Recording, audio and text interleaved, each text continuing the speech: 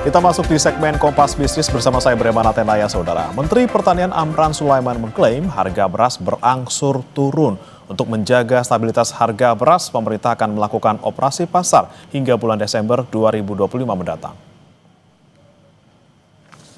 Pemerintah menyiapkan 1,3 juta ton beras untuk stabilisasi pasokan harga pangan atau operasi pasar. Hal ini dilakukan untuk mengendalikan harga beras di pasaran. Menteri Pertanian Amran Sulaiman memastikan cadangan atau stok beras mencapai 3,9 juta ton. Stok beras ini diklaim mampu menopang kebutuhan konsumsi Indonesia hingga akhir tahun 2025 mendatang. Dan saudara, berbeda dengan klaim Mentan, data yang dirilis BPS menunjukkan harga beras naik di banyak daerah. Bahkan rata-rata harga di atas harga eceran tertinggi yang sudah ditetapkan. Saudara, BPS mencatat harga beras medium di zona 1 sampai dengan Minggu ketiga Agustus 2025 naik 1,1% dibandingkan dengan Juli 2025 dengan rata-rata mencapai 14.000. Harga ini berada di atas harga eceran tertinggi atau HET sebesar Rp12.500.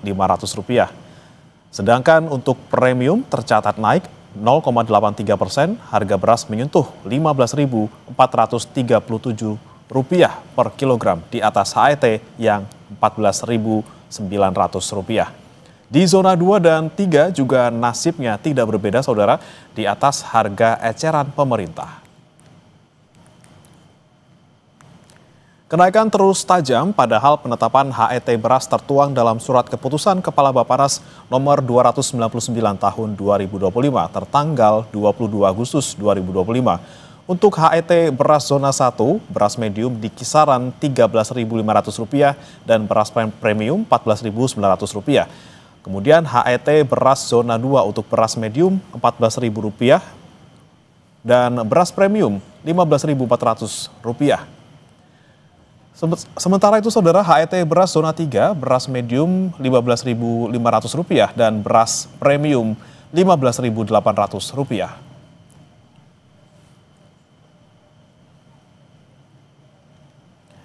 Berkebalikan dengan Mentan yang mengklaim beras baik-baik saja, Badan Pusat Statistik atau BPS melaporkan kenaikan harga beras di 200 kabupaten kota per 22 Agustus 2025. Kepala BPS Amalia Adininggar Widyasanti bilang, meski perubahan indeks perkembangan harga atau IPH beras tergolong rendah, tingkat harga beras sudah berada di titik yang mengkhawatirkan. Matriks yang menunjukkan antara level harga dengan perubahan IPH. Secara level bawang merah sudah masuk tinggi dan perubahan IPH-nya pun sudah masuk dalam kategori sedang. Sementara kalau beras dan minyak goreng walaupun perubahan IPH-nya masuk dalam kategori rendah, tetapi level harganya sudah masuk dalam kategori tinggi. Artinya secara level, secara harga memang beras dan minyak goreng dalam kategori yang relatif tinggi atau relatif mahal, tetapi perubahannya IPH-nya rendah. Artinya ini stabil, tapi stabilnya di harga yang tinggi.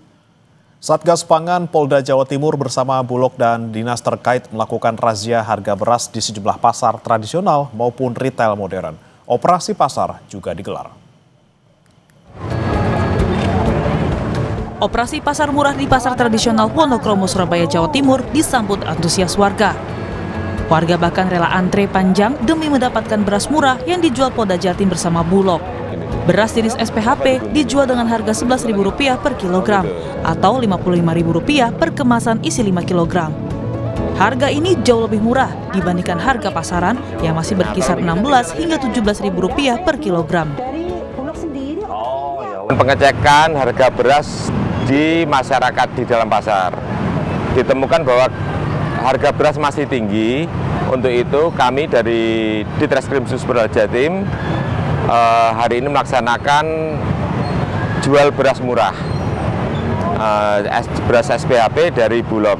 Kegiatan ini akan dilakukan terus-menerus, minimal dalam 2 minggu ke depan kita akan melaksanakan tiap hari. Mendukung sekali karena untuk meringankan belanja, uang belanja gitu loh Mas. Soalnya ini kan juga semua serba mahal. Apalagi beras ini kan kebutuhan pokok gitu. Nah, adanya program seperti ini saya mendukung sekali. Serasa banget, selisihnya banyak sekali. Kegiatan gerakan pangan murah ini diharapkan mampu menekan kenaikan harga beras di pasaran, sekaligus menjamin ketersediaan dan keterjangkauan pangan bagi masyarakat Jawa Timur. Misbahul Munir, Kompas TV, Surabaya, Jawa Timur. Tak hanya mau harga beras tersedia, tapi juga rakyat ingin harga beras turun sekarang. Kompas Bisnis akan tanyakan kepada Abra Talatov, Kepala Center of Food, Energy and Sustainable Development Indef. Selamat pagi Pak Abra. Selamat pagi, Mas. Ya, Pak Abra, ini kan harga beras lagi tinggi. Kita lihat dari hulu terlebih dahulu. Ini apa masalahnya? Benarkah karena pada Januari 2025 kemarin pemerintah menghapus rafaksi atau syarat harga untuk sebuah kualitas? Ini akibatnya kemudian Bulog membeli harga dengan inequality gitu, gabah kualitas apapun dibeli. Ya, jadi memang fenomena lonjakan harga beras saat ini merupakan efek dari berbagai persoalan di tata niaga perberasan dari hulu sampai hilir. Nah, di hulunya memang pemerintah sejak awal tahun telah mengubah kebijakan penyerapan gabah dari petani melalui Bulog dengan peraturan Bappenas nomor 14 tahun 2025. Yang sebelumnya gabah dari petani itu dibeli dengan standar kualitas tertentu, tetapi sekarang karena pertimbangan untuk melindungi petani, pemerintah memutuskan untuk seluruh gabah petani tanpa kriteria itu bisa diserap dengan harga 6.500 per kilo. Nah, ini satu sisi memang menguntungkan bagi petani, karena ada kepastian produk mereka dibeli oleh pemerintah dan juga cara pemerintah untuk melakukan bargaining terhadap swasta yang selama ini dianggap terlalu mengeksploitasi petani, sehingga negara hadir untuk memberikan alternatif untuk menyerap gabah dari petani 6.500. Nah, tetapi di sisi lain ini juga menimbulkan ekses. Kenapa? Karena dengan adanya harga GKG 6.500 ini juga pastinya kan akan mendorong pengusaha-pengusaha penggilingan gabah ini padi untuk juga mengikuti harga dari pemerintah, artinya akan mengerek naik. Sehingga dari sisi input ini akan terdampak dalam proses nanti penggilingan padi dan sampai distribusi sampai penjualan. Kemudian juga dari sisi positif lainnya bahwa penyerapan gabah oleh Bulog ini juga mencatatkan rekor sampai stok beras nasional itu 4 juta ton. Memang melimpah gitu. Dan dari sisi produksi nasional juga mengalami kenaikan 12% beras kita dibandingkan semester 1 tahun lalu.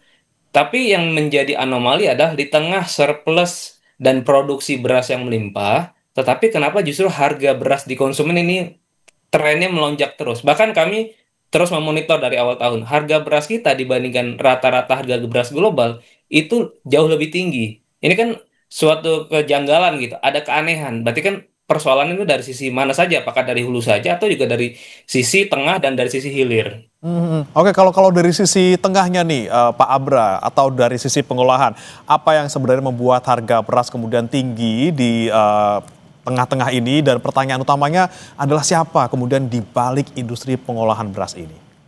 Nah, ini saya melihat memang pemerintah sepertinya memang punya intensi untuk melakukan reform di dalam tata niaga beras yang kita tahu bahwa margin keuntungan yang dinikmati oleh middleman atau pemain-pemain di tengah ini selama ini memang sangat signifikan, sangat tinggi. Bayangkan saja misalkan harga gabah di petani dibeli dengan harga 5.000 sampai 6.000 per kilo, sampai konsumen harganya 12.000. Artinya kan ada keuntungan 2 kali lipat, marginnya bisa sampai 100%. Nah, yang menikmati ini kan tentu pemain-pemain di tengah, dan ini juga pastinya ada pemain besar, pemain tengah, pemain UMKM, penggilingan dan distribusi, dan itu memang harus bisa dipetakan oleh pemerintah.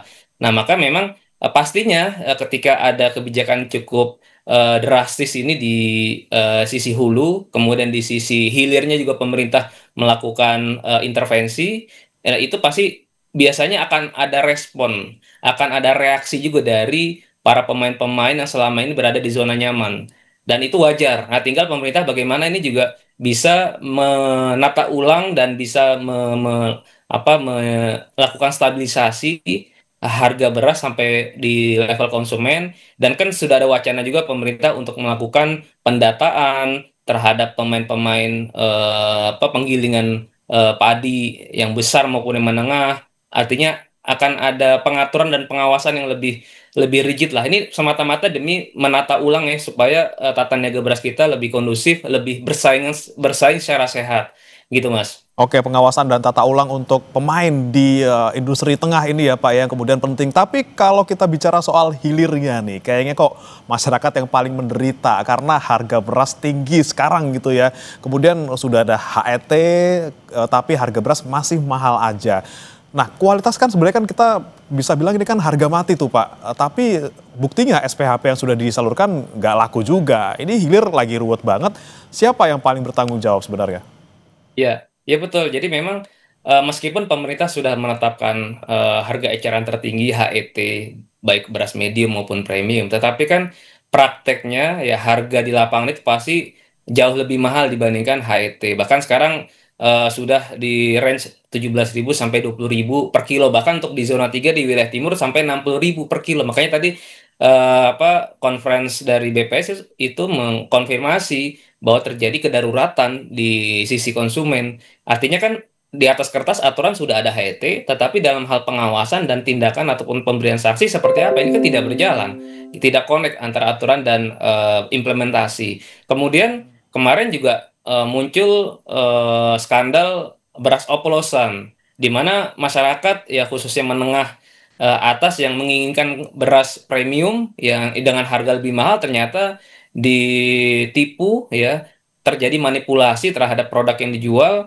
yang harusnya mereka premium tapi dicampur dengan beras medium dengan kualitas yang lebih rendah gitu. Nah, ini kan juga artinya menimbulkan distrust juga nih terhadap produk-produk beras yang beredar di pasaran. Nah, ini juga pada akhirnya sempat mengganggu pasokan beras khususnya di pasar-pasar retail. Dalam beberapa minggu terakhir tuh masyarakat agak kesulitan mendapatkan beras yang khususnya yang medium dan premium gitu, sehingga pemerintah lalu mengeluarkan ataupun mempercepat distribusi ya pelepasan beras operasi yaitu SPHP dengan harga 12.500 per kilo. Tetapi lagi-lagi ini pun sepertinya tidak cukup diterima dengan cukup antusias oleh masyarakat. Karena apa? Karena mereka pertama masih ragu terhadap kualitas beras SPHP. Kenapa? Karena tadi saya sampaikan dahulu bahwa Bulog menyerap gabah dan beras inequality. Jadi inputnya saja tidak ada jaminan terhadap kualitas. Nah, makanya masyarakat juga wajar mengalami keraguan. Nah, oleh karena itu memang ini harus ada dua sisi, bukan hanya kecepatan dan pemerataan distribusi, tetapi juga harus ada komunikasi yang lebih meyakinkan kepada publik bahwa beras yang dijual oleh pemerintah melalui Bulog adalah beras yang memang mutunya terjamin, memang baik. Dan mestinya ini saya pikir menjadi momentum juga untuk pemerintah untuk melakukan gerakan ataupun campaign untuk memberikan contoh. Nah, ini mungkin ingin saya kaitkan sedikit. Yang sekarang lagi rame adalah tunjangan buat anggota DPR, salah satunya beras 12 juta rupiah per bulan. Nah, saya pikir ini perlu nih jadi contoh DPR, kita dorong untuk juga menggunakan beras SPHP supaya mereka juga turut merasakan beras yang selama ini didorong untuk dikonsumsi masyarakat, yang mereka juga turut tahu, sehingga juga mereka akan tergerak untuk terus melakukan pengawasan terhadap kualitas beras SPHP. Saya pikir ini menjadi salah satu langkah terobosan untuk meyakinkan masyarakat bahwa DPR juga mau merasakan apa yang dialami oleh masyarakat. Oke, pertanyaannya kalau misalnya mereka tidak mau pakai beras SPHP, kenapa nih beras SPHP-nya gitu ya Pak ya? Tapi kemudian ini kan SPHP kita lihat belum bisa mampu menurunkan harga beras. Kemudian apa sih cara paten yang lain yang bisa dilakukan pemerintah agar harga beras turun segera? Kami akan bahas saudara usai jeda, tetap di Kompas Bisnis.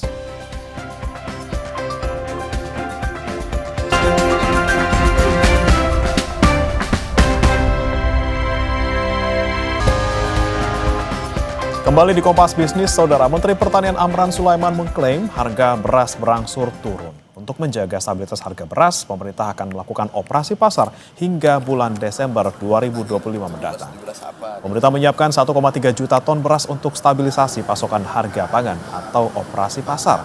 Hal ini dilakukan untuk mengendalikan harga beras di pasaran. Menteri Pertanian Amran Sulaiman memastikan cadangan atau stok beras mencapai 3,9 juta ton. Stok beras ini diklaim mampu menopang kebutuhan konsumsi Indonesia hingga akhir tahun 2025 mendatang. Sekarang ini harga sudah berangsur-angsur turun. Kita akan melakukan operasi pasar besar-besaran berkelanjutan sampai Desember. Dan beras yang kita siapkan SPHP adalah sebanyak 1,3 juta ton sampai Desember. Kita target insya Allah ke depan harga beras berangsur-angsur turun. Dan kita lanjutkan kembali dialog bersama dengan Abra Talatov, Kepala Center of Food, Energy and Sustainable Development Indef. Selamat pagi, Mas Abra. Kita lanjutkan kembali tadi terkait dengan harga beras yang masih tinggi sampai sekarang. Ini kemudian apa sih ke depannya dampak sosial atau bahaya yang terjadi jika harga beras ini nggak turun-turun? Ini kan urusan perut kayaknya bisa jadi pemantik gelombang protes nih, Mas Abra. Kemudian apa yang harus diwaspadai pemerintah? Betul. Jadi yang pastinya dipahami oleh pemerintah bahwa urusan beras ini adalah urusan yang sangat sensitif dan strategis. Karena ini menyangkut daya beli masyarakat. Jadi komponen pembentuk garis kemiskinan di kita itu 21-25%, ya di pedesaan itu 25% adalah beras. Jadi seperempat pengeluaran masyarakat di pedesaan itu untuk beras. Jadi ketika terjadi fluktuasi ataupun kenaikan harga beras, ini tentu ini akan bisa berpotensi meningkatkan jumlah penduduk miskin kita di masa mendatang. Yang pertama. Yang kedua, kalau kita bicara juga ketimpangan, nah di wilayah timur yang saya sampaikan bahwa tadi harga beras sampai 50.000 sampai 60.000 per kilo. Nah, di wilayah timur juga tingkat kemiskinannya persentasenya masih tinggi dibandingkan di wilayah barat dan tengah. Kan harga gabah yang baik selain sebagai produsen, petani juga adalah konsumen. Jadi sesungguhnya ketika harga beras di hilir ini tidak bisa dilakukan stabilisasi, yang rugi juga petani, bukan hanya konsumen secara umum itu. Dan oleh karena itu memang pemerintah harus jernih dan juga bisa menyelesaikan benang kusut tata niaga beras ini dari hulu sampai hilir. Dan di hilirnya kalau menurut saya quick wins-nya adalah mempercepat distribusi beras SPHP ini secara merata dan sekaligus tadi bisa melakukan sosialisasi, edukasi dan memberikan jaminan bahwa beras SPHP Bulog itu memang kualitasnya terjaga dan harus diberikan contoh. Dan kemudian juga harus melibatkan seluruh pemain-pemain yang sudah ada gitu di pedagang retail tradisional, bahkan e-commerce juga harus dimanfaatkan platform tersebut. Nah, kemudian yang kedua, bagi masyarakat yang tidak mampu juga pemerintah harus bisa memberikan subsidi non tunai, ya subsidi pangan juga harus lebih cepat. Dan karena kan kebutuhan buat masyarakat miskin untuk membeli beras juga semakin sulit ini, makanya mungkin dari sisi volumenya juga perlu dipertimbangkan untuk ditambah dan juga dipercepat. Oke, Nah, baik. Pak ini Abra, untuk tadi kita meningkatkan saksikan Pak Abra, tadi kita saksikan bersama ada pernyataan Pak Mentan yang bahwa harga beras berangsur turun, kemudian operasi pasar tetap dilanjutkan. Tapi kalau Anda melihat pernyataan tadi Pak Mentan, seperti apa? Masuk akal nggak sih, Pak Abra? Ya, harganya mungkin dalam 1 minggu ini mengalami penurunan pasca adanya operasi dari Bulog ya, 17 Agustus lalu 1 minggu ini. Tetapi kan walaupun turun, harganya masih jauh di atas HET. Itu yang pertama, masih tetap tinggi. Dan ada resiko atau kemungkinan harga beras akan kembali naik lagi kalau ini tidak dikawal ataupun tidak diselesaikan akar masalahnya gitu. Jangan hanya lihat jangka pendek dalam 1 minggu ini aja.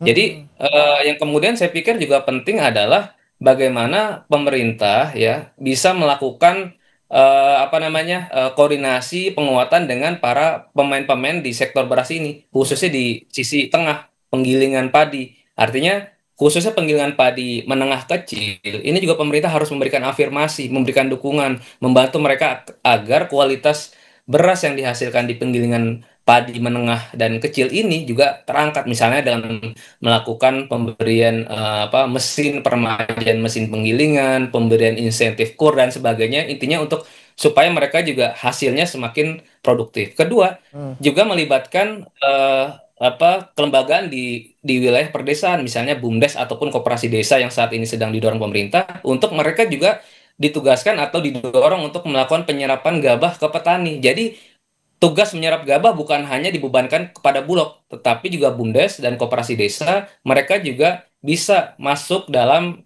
ekosistem bisnis beras ini, gitu Mas. Jadi Oke. memang harus bisa dipecah nih bebannya. Oke, oke. Kemudian tadi Anda sampaikan ada beberapa solusi gitu ya terkait dengan bagaimana kemudian mengawasi pemain tengahnya gitu ya di penggilingan, kemudian bagaimana kemudian menyerap gabah dari mungkin kita bisa pakai Koperasi Merah Putih. Tapi kalau untuk solusi yang cepat untuk sekarang nih Pak Abra yang bisa dilakukan selain misalnya operasi pasar tadi yang SPHP-nya belum merata atau kemudian terkait dengan bantuan sosial non tunai, apalagi sih quick win yang harus kita lakukan sekarang biar harga turun tapi nanti efeknya bisa jangka panjang. Iya.